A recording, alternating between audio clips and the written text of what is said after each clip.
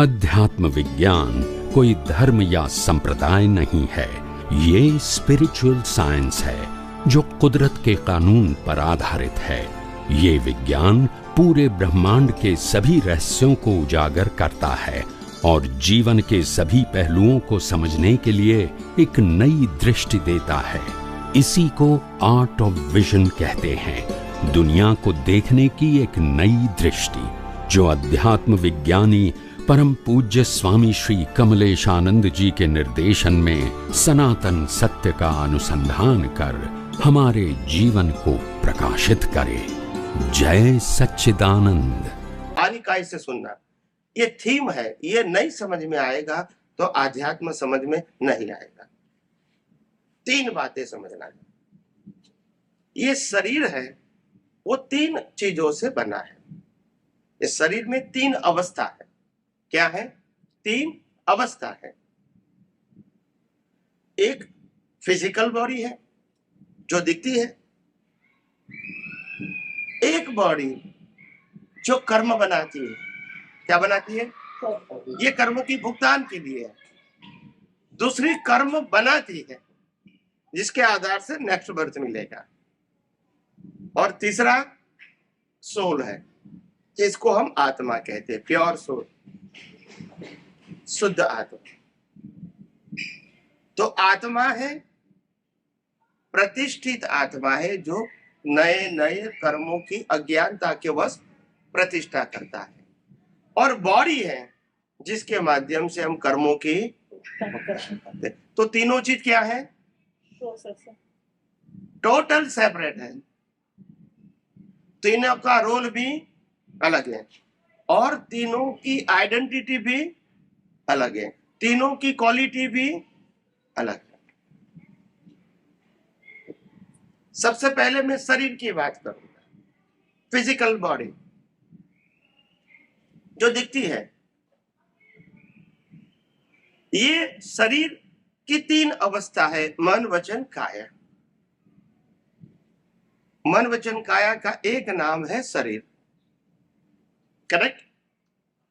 ये मन वचन काया तीनों कर्मों की भुगतान का साधन मात्र है, कर्म करने का साधन नहीं है। ये दो सेंटेंस पैरेलल सुनो, अलग अलग नहीं सुनो, पैरेलल साथ में सुनो। मन वचन काया वो कर्मों की भुगतान का साधन है, कर्म करने का साधन नहीं है। ये दो सेंटेंस साथ में सुनो, एक नहीं सुनो। They create the confusion. तो ये शरीर कर्म के फल स्वरूप जन्म हुआ, कर्म के फल स्वरूप जीवन था और कर्म के फल स्वरूप मृत्यु है। यस और नो? यस। इनका रोल क्या हो गया? खत्म हो गया। तो ये तो कर्मों के भुगतान की बात हुई, कर्म की बात तो हुई नहीं। कर्म का मतलब एग्जाम, भुगतान का मतलब रिजल्ट। तो रिजल्ट तो हो गया, मगर एग्जाम, एग्जाम देने वाला शरीर, इसको कहते हैं प्रतिष्ठित आत्मा। वो प्रतिष्ठित आत्मा का मतलब होता है लाइव ईगो। वो जैसा भाव करेगा वैसा कर्म बनेगा। क्या बताया? जैसा भाव करेगा। हाँ, गुजराती में कहावत है, जेवो भाव तेवो भाव, जेनो भाव बगड़्यो एनो बगड़्यो। जेनी क्रिया बगड़ी एनो भाव बगड़्यो कोई शास्त्रमा નથી। बोलता નથી, હા કે ના? તો બોલો, સાચી વાત છે। જેની વાણી બગડી એનો ભાવ બગડ્યો કોઈ શાસ્ત્રમાં નથી, જેના વિચાર બગડ્યા એનો ભાવ બગડ્યો કોઈ શાસ્ત્રમાં નથી, પણ જેનો ભાવ બગડ્યો એનો ભાવ બગડ્યો બધા શાસ્ત્રમાં છે। અને ભાવ इज इनविजिबल। ये बॉडी कभी भाव नहीं कर सकती है, क्योंकि बॉडी का क्रिएटर, ऑपरेटर, डिस्ट्रॉयर कुदरत है, जो मैंने कल विस्तार से समझाया था। यस और नो? यस। बॉडी का क्रिएटर, ऑपरेटर एंड डिस्ट्रॉयर। और दूसरी भाषा में मैंने कहा था, कि बॉडी का जनरेटर, ऑपरेटर एंड डिस्ट्रॉयर कुदरत है, GOD। यस, क्या बताया? Generate, operate and destroy in a short form, GOD, जो मैंने कल बताया था। बराबर है। इसीलिए बॉडी कर्म कर सकती है, वो भ्रांति। इनका रोल एक ही है, कर्मों की भुगतान का साधन। और इसीलिए ज्ञानी भगवान कहते हैं मन वचन काया की अवस्था मात्र कुदरत है। ये हमारा क्रिएशन नहीं है, ये कुदरत का क्रिएशन है, बिकॉज ऑफ आवर कर्म। आज कर्म फल है, तो फल देने की शक्ति किसके पास है? कुदरत के पास। जो मैंने कल समझाया था, कुदरत और कुदरत का कानून यही सब डिसाइड करता है कि आपका जन्म कहाँ होगा, माता पिता कौन होंगे, भाई बहन कौन होगा, धर्म कौन सा होगा। ये सब कुछ decided by the law of nature and they provide you all kind of circumstances. इसमें हमारी चॉइस, एग्जाम में हमारे पास चॉइस है, रिजल्ट में नहीं है। Our current physical life from birth to death, including the mind, speech and action, is pre-decided. As per the previous birth cause program. Programme के मुताबिक ये लाइफ है। तो प्रोग्राम का मतलब होता है कर्म, और कर्म भाव से बनते हैं, और भाव लाइव ईगो से बनता है, अहंकार। जो अहंकार के अंदर अज्ञान भरा है, और अज्ञान को आध्यात्मिक भाषा में कहते हैं मिथ्या ज्ञान और मिथ्या दर्शन और मोह। इससे कर्म बनते हैं। तो कर्म बनाने की प्रक्रिया है, उसका टाइटल है लाइव प्रतिष्ठित आत्मा। कैसा आत्मा? लाइव प्रतिष्ठित आत्मा, यानी प्रतिष्ठा, कर्मों की प्रतिष्ठा करने वाला। आत्मा की प्रतिष्ठा नहीं, कर्मों की। अज्ञानता के बस। कैसे प्रतिष्ठा होती है? 4 चीजों से। मैं शरीर हूं, ये पहला अज्ञान। दूसरा, शरीर को चलाने वाला मैं हूं। गलती भी मैंने किया, अच्छा भी मैंने किया, और सामने वाले ने मेरा अपमान किया, सामने वाले ने मेरे साथ अन्याय किया। यस और नो? तो सबसे पहला ज्ञान मैं शरीर हूं। दूसरा ज्ञान, ये मन वचन काया को मैं चलाने वाला हूं। Title of doership. Third, title of ownership. मन वचन काया से जुड़ा हुआ सत्ता, संपत्ति, संबंध, साधन मेरा है। ये तीसरा अज्ञान, मन वचन काया को मैं चला रहा हूं, वो दूसरा अज्ञान। और पहला, मन वचन काया मैं हूं।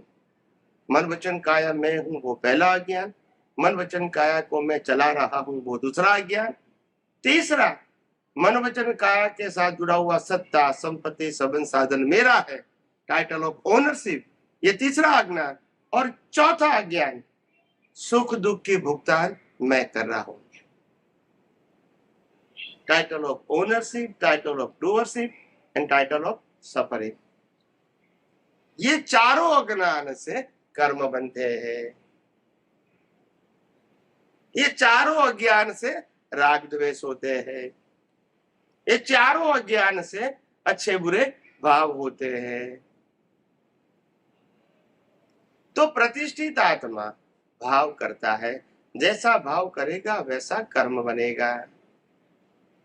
एक कर्म को कॉज कहते हैं, क्या कहते हैं? और बंच ऑफ कर्म को कॉजल बॉडी कहते हैं।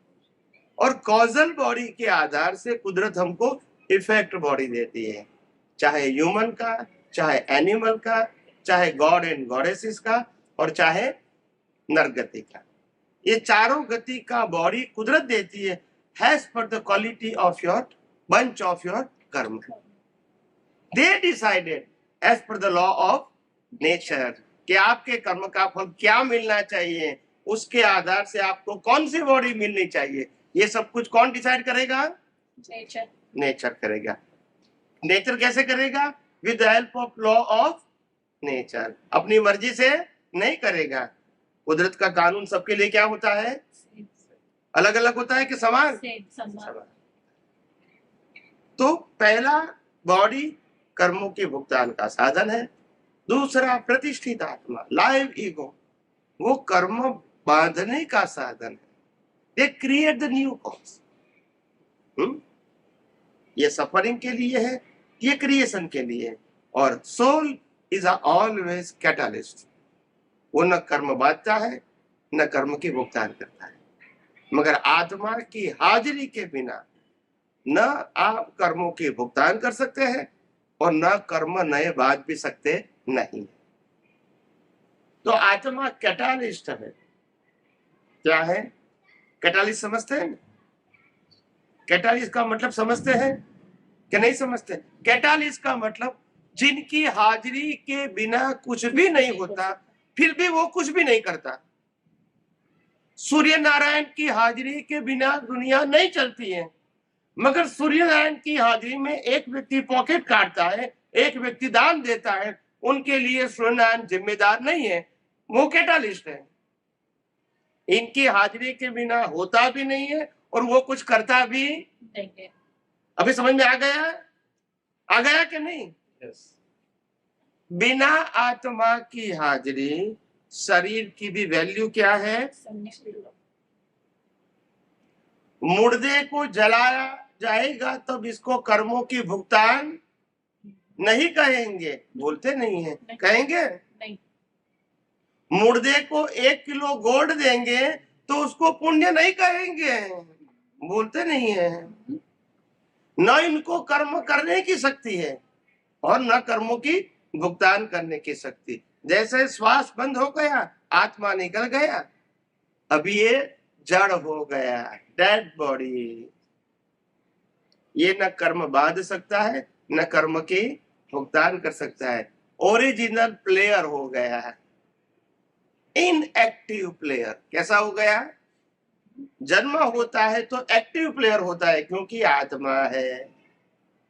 मर गया तो इनएक्टिव प्लेयर होगा क्योंकि आत्मा निकल गया। आत्मा क्यों निकल गया? क्योंकि प्रोग्राम खत्म हो गया। यस और नो? तो प्रकृति जिसका रोल है कर्मों का भुगतान, प्रतिष्ठित आत्मा जिसका रोल है नया कर्म बनाना, और आत्मा का रोल है कैटालिस्ट। ये तीनों समझ में आ गया? हाँ या ना? सिंपल। तो आज तक हम सदियों से ये सभी बातों से वंचित थे। हमने न कभी धर्मगुरुओं के माध्यम से समझा और न ही धार्मिक किताबों के माध्यम से समझा। जो भी समझा वो रैंडम समझा। कैसे समझा? रैंडम। रैंडम का मतलब इसका कोई प्रूफ नहीं है, उसके पीछे कोई सिद्धांत नहीं है, हमने मान लिया। मगर हमारे पास ये मानने से साइंटिफिक विजन नहीं बना। और जो मैं बात करता हूं वो साइंटिफिक है, वो धार्मिक और जीव मात्र को लागू होगा। माने या धर्म क्या होता है? मानो तो लागू होगा, नहीं मानो तो बस। तो धर्म वो मान्यता है, सोशल लाइफ मान्यता है, स्पिरिचुअल सनातन सत्य है। मानो या न मानो कंपलसरी। इसीलिए जानना जरूरी।